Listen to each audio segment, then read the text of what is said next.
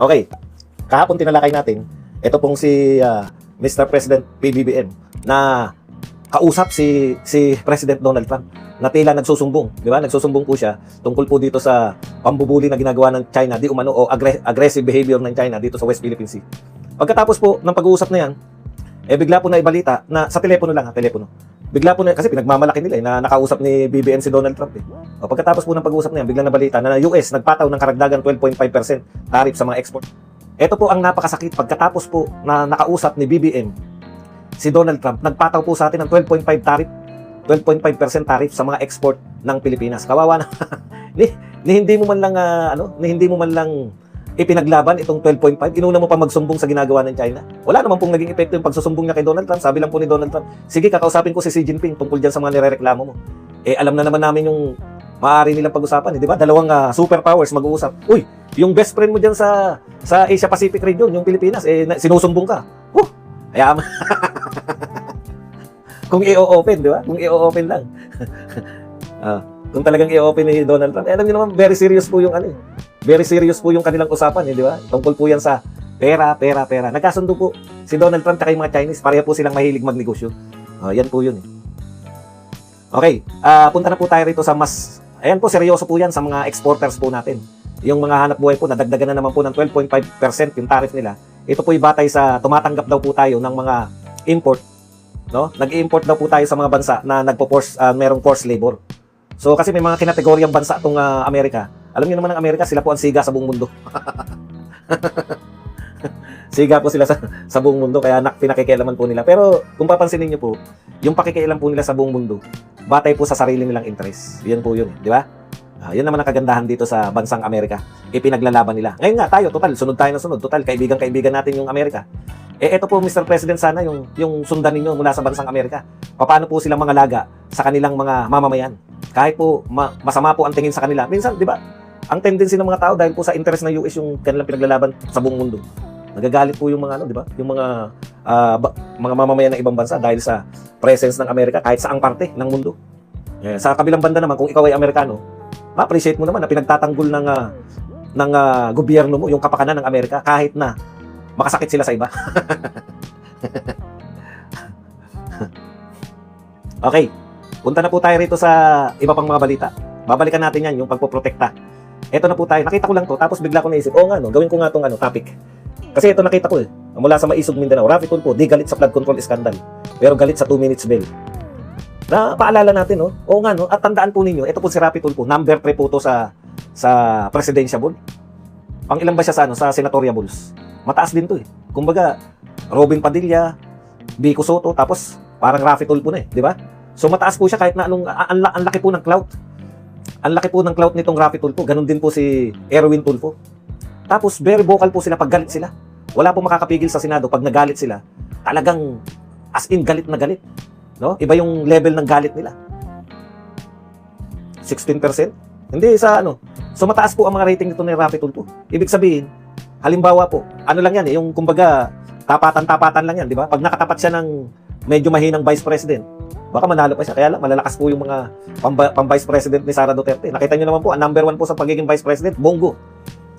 Tapos po, matunog din po sa vice president ni Sara Duterte si Senator Marcoleta. Tapos po, matunog din po si Senator Robin Hood Padilla na number 1 po sa senatorial balls. Samantalang dito sa kabila, wala kang tulak si Pae.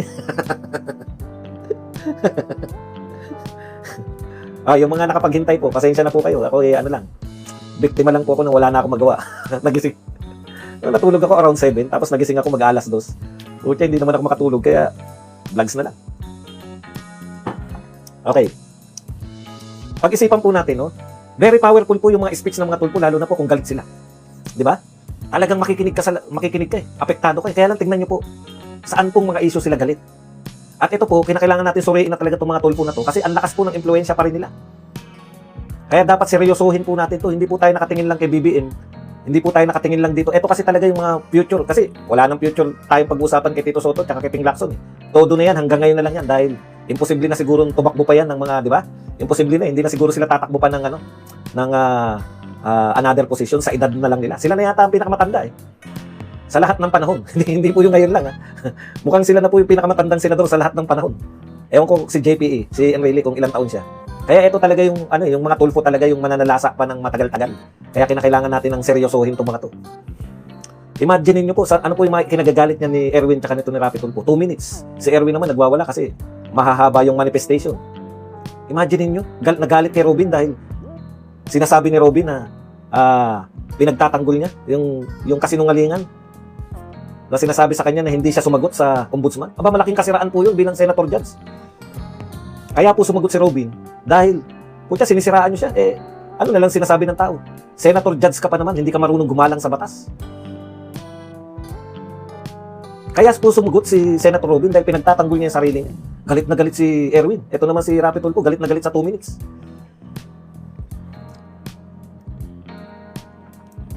Tapos, nakasalang si BP Sara dahil may tendency daw na maging violente. Yung minsan, tignan niyo po, sabi ng NBI, may pattern si BP Sara na maging violente. Nanapak 13 years ago. Nagbanta after 12 years. Puta, yun ba ang pattern? Ang pattern po, talagang pag sinabi pong pattern, halos buwan-buwan o taon-taon nagaganap. No?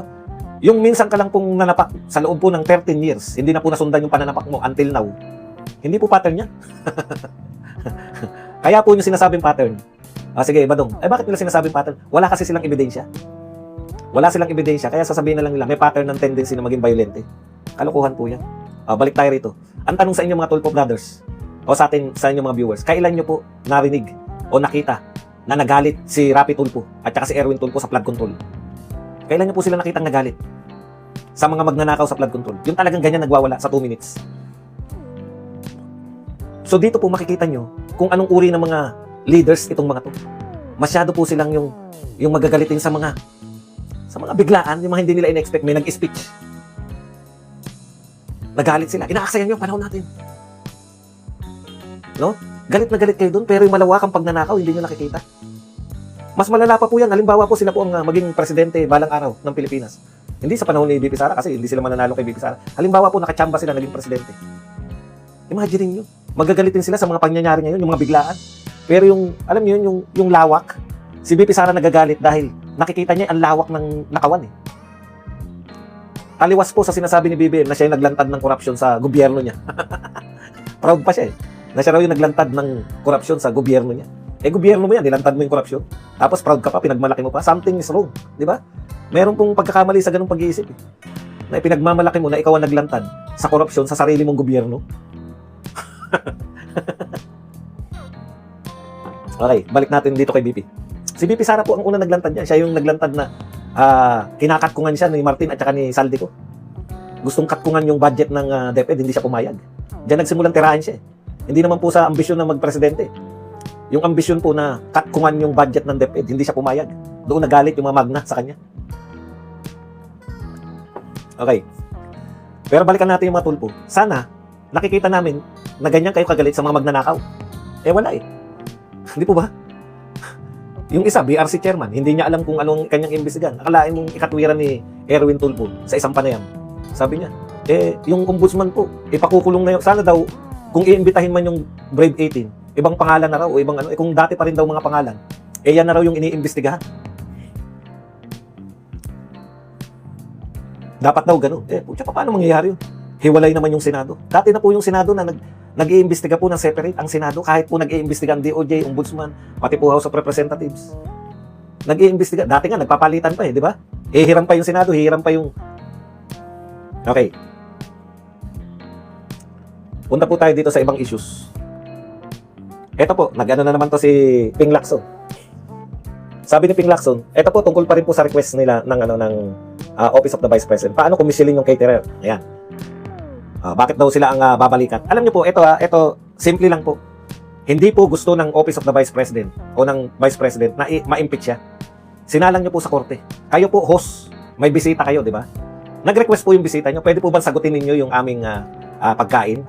Kasi po, magastos, wala kaming budget, di ba? Hindi naman magre-request yan kung may budget sila para diyan. Ang liit po ng budget ng Office of the Vice President. Tingnan na nga po natin yung diferensya. Magkano ba yung budget ng Senate at ng House of ng OBP?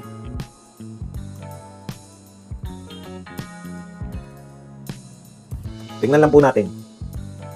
The approved budget for the Office of the Vice President is 889 million. Senate of the Philippines is 6.7 trillion. Ay, hindi. Buong budget pala yun. Asan ba yung budget naman ano? Wala pa pong 1 billion ang budget ng Office of the Vice President. 880 million lang po. Sa Senate, magkano po sa Senate? 7.52 billion. Ang layo naman. Wala pang 1 billion yung OBP. Tapos kayo 7.952. Gusto po ng Vice President na yung kakarampot nilang budget mapunta na po sa mga serbisyo ng mga tao. Total, kayo naman ang host nila, pinasagot lang.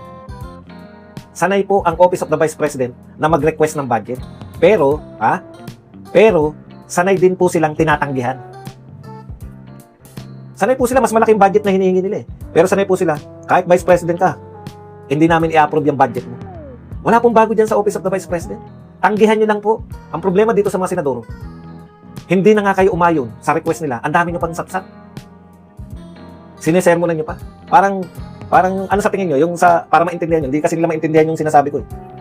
Yung kapitbahay nyo nangungutang dahil kapos na kapos, yung anak nila ay isusugod sa ospital. Hindi pamasahe, wala sila. Ano sa tingin nyo yung mararamdaman ng kapitbahay nyong hikahos? Kapos na kapos pero kailangan isugod sa ospital yung kanilang anak. Imbis na pautangin nyo, sinermonan nyo pa. Hindi nyo na nga pinagbigyan yung request. Ang dami nyo pang daldal. May nalalaman po kayo. Bakit naman isi-shoulder yan? No, tapos. Dapat nga hindi nyo binobroadcast kasi hindi naman binobroadcast yan ng Office of the Vice President. Hindi po ba? Kaya, mula po sa Senate President ngayon na tumanggi sa press, bakit sa press ka tatanggi in the first place? Bakit ginagawa ninyong issue yung pag-request ng pagkain nila? Kung tatanggi kayo, tumanggi lang kayo. Sanay po yung Office of the Vice President na tinatanggihan sila ng gobyerno pagdating sa budget. Hindi po malaking usapin yan. Ginagawa po nilang malaking usapin. Bakit po? Wala kasi silang ebidensya laban kay BP Sara dito sa mga impeachment. Alam po nila na mapapahiya sila sa taong bayan pag kinonvict nila si BP Sara ng walang ebidensya. Yung nga sinasabi ni Matibag, aminado na nga eh. Wala akong alam, wala akong personal knowledge. Ano pa ba ang hindi nyo maunawaan doon mga senador? Pag yan, kinonvict nyo si BP Sara kahit walang personal knowledge yung mga testigo. Alam po ng taong bayan yan. Ano sinabmit din yung video ni BP Sara? Sa mismong video, sinasabi na meron siyang threat, hindi nyo inimbestigahan. Sa mismong video ni BP Sara, ang sinasabi niya, pinapapatay siya. Sino yung sinasabi niya nagpapapatay sa kanya? Pag siya natigok, patayin mo yung mayon. Ayun po yung tatlo. Lahat ng taong bayan, alam pati po yung mga taong bayan na hindi pro-Duterte, yung mga anti-Duterte, alam po yung ibig sabihin ni BP Sara. Kayo ding mga senador, alam nyo rin. Kaya nga kayo gumagawa ng mga issue na walang katuturan. Ano po katuturan yan? Nag-request yung OBP na sagutin nyo naman po sana yung pagkain. Reject nyo, okay na yun. Hindi naman nagsasalita yung OBP. Kayo pa. Alam nyo po, real talk po, dapat nga OBP yung magsalita sa press eh. Tignan nyo, nagre-request lang kami ng pagkain. Hindi po ginagawa, tahimik yung OBP. Kayo na kayo na nga ay hindi nagbigay. Kumbaga, humihingi ng tulong yung kapitbahay. Hindi na nga kayo nagpautang. Sinaksatan nyo pa, sinasabihan nyo pa. Kasi kung nag-abroad ka sana, di hindi ka sana kinakapos. Utang, baka may nalalaman pa Michelin ng restaurant, Michelin. O kaya ang alok dun, Senate President tuod, Senate President estatwa, Senate President dekorasyon. Wala kang silbi. Ang dapat sagot mo dun, kung matino kang tao at hindi ka sunod-sunuran, ganito dapat ang sagot ng isang matinong Senate President. Ay, hindi po namin mapagbibigyan yung gusto po ninyo na sagutin namin yung catering ninyo na kami magbabayad. Kung gusto po ninyo, may sarili kaming catering dito, kung ano po yung ino-offer nila, padadagdagan ko na lang po para po sa pagkain ninyo. Napakagandang gesture yun ng isang taong tumatanggap ng bisita. Kung ako ang Senate President, hindi ako tuod, hindi ako estatwa, hindi ako dekorasyon na may waling-waling. Yun ang sasabihin ko. Pasensya na Madam Vice President. Mahirapan po kaming i-liquidate yan. Yung request nyo na sa amin magmumula budget, tapos sa catering nyo kami magbabayad. Pasensya na po. Pero pwede po yun. Alam niyo po bang pwede yun? Ayaw lang nila. Kung gusto nyo po, live to. Kung gusto po ninyo, may catering po kami sarili dito. Padadagdagan ko na lang po yung pagkain para po makakain po yung, padadalan po namin yung ibang doon sa inyo. Ganun po ang gesture dapat ng estatwang Senate President. Hindi ka na nahiya. Nagdumi-display ka araw-araw. Opo, nakakahiya yan. Di ba ikaw nahihiya ka na sa mga memes? Nakakahiya naman talaga yun. Ano po ibig sabihin ng mga memes? Ang ibig sabihin niya, naghangad ka nang wala ka namang kakayahan. Nakalagay po sa konstitusyon. Pag may impeachment, Senate President ang magpe-preside. Pucha, simpleng request ng pagkain eh. Ginawan mo ng issue. Buti sana kung hindi namin naririnig na gagastos ng milyon-milyon sa paglamon sa zona. Sino ba may gustong impeach si VP Sara in the first place? Kayo. O tapos, kaya ano, ang mga Pilipino, alam niyo mga Pilipino, mapag-ano tayo sa mga bisita natin. Anong pinapakita nyo? Un-Filipino spirit yan. Tingnan nyo kasi mga nagsasalita, si Erwin Tulfo. Pilipino ba yan talaga? Kasi po walang Pilipino na may bisita. Hindi na nga dapat nagre-request yung mga bisita. Dapat nga, binabaha ninyo ng mga masasarap na pagkain yung mga yan. Di ba kayo nagtaka, bakit kaya nag-request sila ng sarili nilang catering? Sa tingin ninyo. Kung ako nagpunta sa bahay, ang sarap ng kinakain ko araw-araw. Pasalamat ang mamumutawi sa akin. Hindi ako nang-intriga. Pero sa tingin nyo, bakit kaya sila nanghingi ng sarili nilang catering? At sarili nilang makakain? Kayo na po mag-isip kung bakit. Okay. Kasi yan po ang sagot ng mga, dahil sa walang katuturang mga katwiran ninyo. Sasagutin din namin kayo ng pamimilosa po. Ito po, meron din pong tumumpak dito kay BBM. Sabi ni BBM, PBBM, palalawakin ang suporta sa mahirap at yung anyay malapit ng maging mahirap. Alam mo, lost in translation, no? Mali yung pagta-translate ng pagtatagalog po ng near ano. Alam ko yan, di ba? Near poverty, ano? Ang tawag na? Near poor. Poor, near poor. Kaya lang, parang ito lang, parang ang dating tuloy. Nung tinagalog po yung poor at near poor, alam po natin yun, borderline, di ba? Yung mga poor, mahirap. Near poor, alam natin yan. Hindi pa sila mahirap, pero dahil sa mapagtaas ng presyo, dahil sa live po ako. Dahil sa pagtaas ng presyo at saka sa hindi naman tumataas yung kanilang mga sweldo, mapupunta na sila sa pagiging mahirap. Pero kung i-translate mo ng literal, ang translation ni BBM, gaya ganito mahirap at yung malapit ng maging mahirap. Kaya ang dating, ito Mr. President pasensya na. Pero ang dating po sa amin, kayo ang dahilan kung bakit sila magiging mahirap. May programa kayo sa mga hindi mahirap, pero dahil sa inyo, magiging mahirap na sila. Okay. Nakalimutan ko kasi may nagsuri po niyan. Si Holmes yata ng Pulse. Tandaan niyo po, yan si Holmes. Presidente po yan ng Pulse Asia, di ba? O siya may-ari ng Sarbin yun. Dilawan po yung mga pananaw niyan eh. Hindi po yan Maka Duterte. Pero dahil scientific po siya, scientific. Eddie Morcroft, thank you very much sa 699. Yung may nangungutang, nanghihingi sa'yo, tapos hindi mo binigyan, chinismis mo pa. Correct. Yan yung ginagawa ng Senate sa Office of the Vice President. Ayaw mo nang pakainin sila. Pucha, chinismis mo pa. Parang mga chismoso, no? Yung mga matatapang po na senador, parang mga chismoso lahat. Okay. Sabi po ni BBM, bibigyan niya ng 2,000 buwan-buwan yung mga mahirap at malapit na Yan po ang malinaw na loss in translation, no? Mali po yung pagta-translate ninyo, Mr. President. Minsan, hindi na po kinakailangang i-translate yung naunawaan. Yung near poor po, kung hindi po malinaw yung inyong pagta-translate, unawa na po ng tao yung near poor eh. Pero dahil sa translation nyo, malapit nang maging mahirap. Parang kayo ang dahilan kung bakit sila magiging mahirap, di ba? Yun yung dating sa akin eh. Kaya nakakatawa, Mr. President. Ito pa nakakatawa.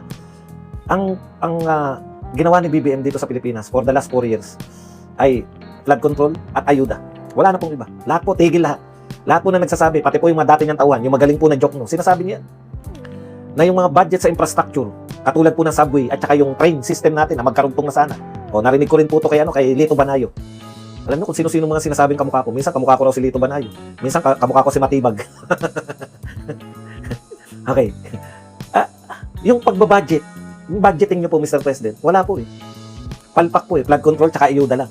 Ang tanong, yung ayuda supposedly, ang binibigyan po niyan, D&E. Pero bakit po sa survey, D&E po ang kinamumuhian kayo? Excuse the term. D&E po yung walang suporta sa inyo. D&E po yung pangunahing sumusuporta sa kalaban ninyo na si VP Sara. Ibig sabihin, hindi po epektibo. 4 na taon na kayo nagbibigay ng ayuda. Hindi po epektibo yung ayuda ninyo. Kay Tatay Digong, appreciate. Siguro yun yung pinatay nila eh. Si Digong kaya popular dahil namigay ng ayuda. Hindi po yan. Effective po yung ayuda ni Digong kasi halos lahat nabigyan ng ayuda. Hindi ko po sinasabing 100% nabigyan. Pero halos lahat po nabigyan sa kakarampot na budget kumpara sa inyo. Yung budget ninyo sa ayuda, 2 taon na may pandemya po, yun ang budget ni Digong. Hindi lang sa ayuda yun. 2 taon na yung ayuda po. Ngayon, mali yung pananaw niyo kung bakit popular si Digong. Akala niyo magiging popular kayo sa pamimigay ng ayuda. Pero bakit po hindi kayo popular sa mga nabibigyan ng ayuda? May isa po nagsabi. Sino ba yun? Basta isa po sa mga political analyst. Hindi ko na maalala eh. Kundi Lulawan o si Lito Banayo. Sabi niya, ayaw ng mga tao na pinagmumukha silang mga, alam mo yun, yung kahit nakatanggap ka ng ayuda, ayaw nila yung pinagmumukha kang yagit. Yung 5,000, pipila kayo sa initan. Mga riders ba, 5,000? Yung di ba may namatay pa na rider dahil sa pagpila? Madaling araw kayong pipila, tapos hapon na hindi pa kayo nakakatanggap ng ayuda. Tumanggap man sila ng ayuda, Mr. President, galit pa rin sila. Bakit? Hindi dahil sa wala silang utang na loob. Kung hindi, ayaw po nila yung ginawa ninyo. Na pinapilan nyo na maghapon hanggang abuti ng gabi. Para lang, si Lito Banayad, para lang makatanggap ng kaperasitong ayuda. O yan yung isa. Ako po, yung personal na nakikita ko, namimigay kayo ng ayuda, katulad ng tupad. Nakikita nyo po ba kung gaano kapuputi yung nagwawalis sa tupad? Alam nyo po ba yung mga tunay na nagwawalis? Ako po, yung kulay ko, 2 araw lang ako nagbilad na nagrally, hindi na bumalik yung maputi ako bago ko umati ng rally. Hanggang ngayon, ganito na kulay ko. 2 araw lang akong umati ng rally. At saglit na saglit lang yun, half day lang ako na nababad sa araw. Ganito na po ang kulay ko, hindi na bumalik. Nakita nyo po ba yung mga nagwawalis sa tupad? Ang kikinis eh. Kung totoo ka nagwawalis araw-araw, puta, hindi ganyan ang kutis mo. Tingnan nyo po kasi din yung recipient ng inyong mga ayuda. Ang tanong, lahat ba ng mahihirap sa tingin nyo nabibigyan nyo ng ayuda? Malamang hindi. Ikalawang tanong, sino nagdedetermine? Kung konti lang ang mabibigyan ng ayuda, sino magdedetermine?